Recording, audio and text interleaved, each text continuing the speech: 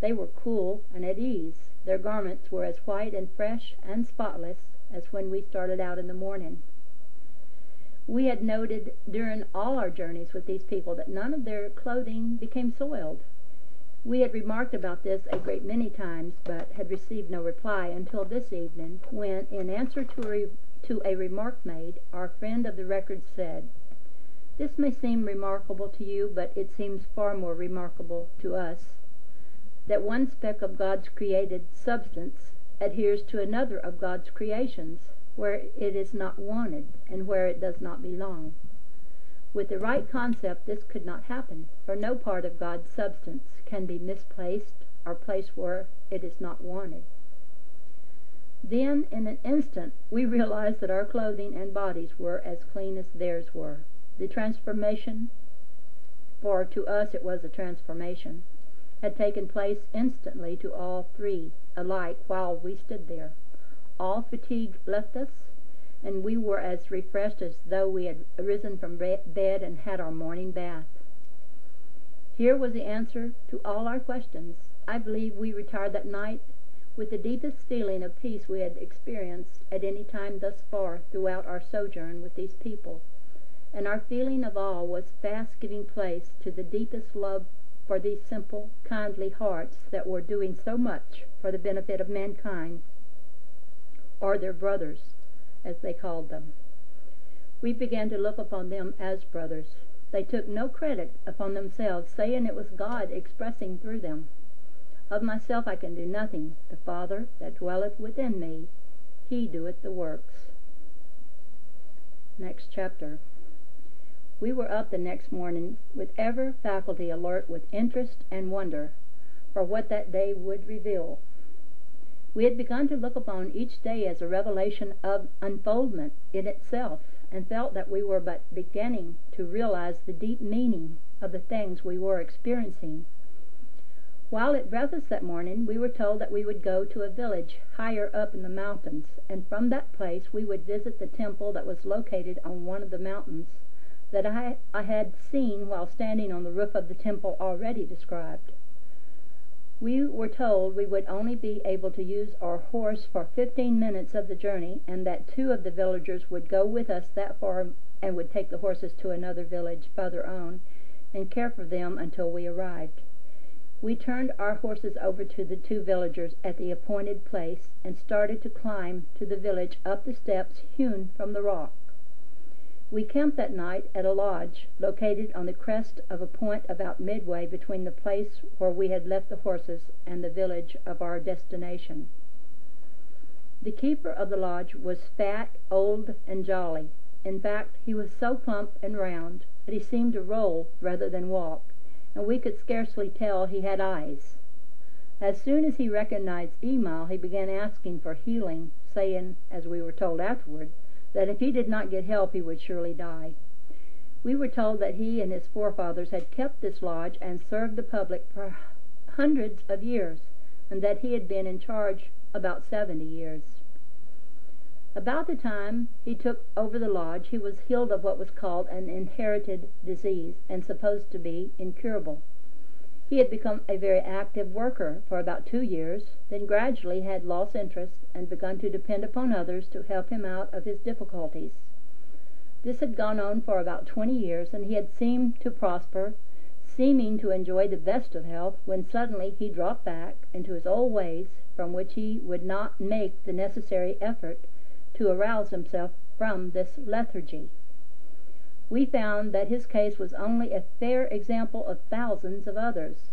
These people live simply and easily, and anything that requires an effort becomes a burden to them very quickly. They soon lose interest, and their prayer for help becomes a mechanical sound instead of something uttered with deep meaning or desire.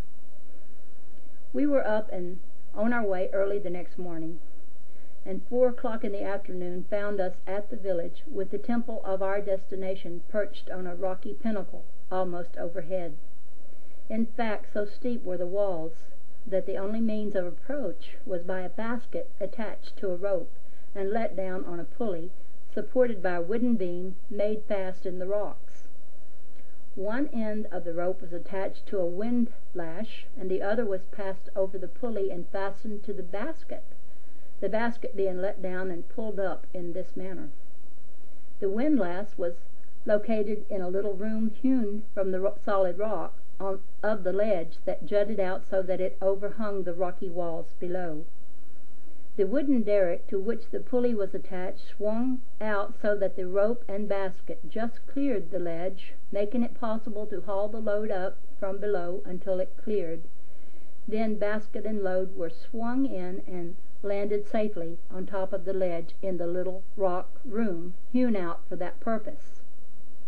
This rock ledge jutted out over the rock walls below so far that the basket would swing out in midair from 50 to 60 feet as it traveled up and down.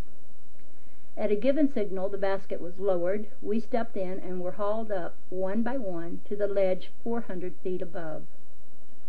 When we were landed upon this ledge, we began looking about for some trail leading on up to the temple, the walls of which we could see standing out flush with the wall of rock that still towered 500 feet above.